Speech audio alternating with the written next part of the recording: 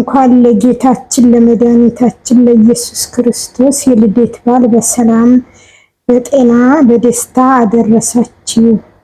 የኢትዮጵያ ሕዝቦች በዓለም ዙሪያ የምትገኙ ሁሉ በዓሉን የምታከብሩ ሁሉ የፍቅር የሰላም እንዲሆን እመኛለሁ። መልካም በዓል ይሁንላችሁ።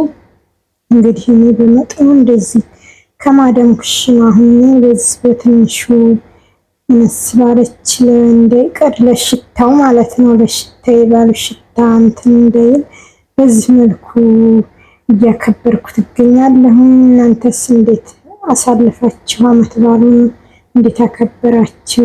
ውድ ቤተሰቦች እንግዲህ እኔ በዚህ መልኩ እያከበርኩት እገኛለሁ። በዚህ መልኩ እያከበርኩት እገኛለሁ።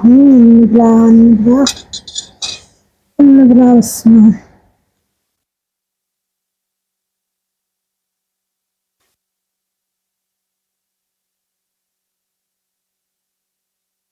አብ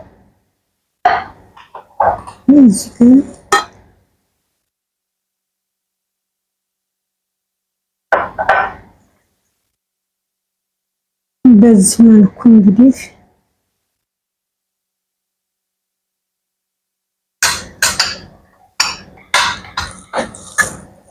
መልካም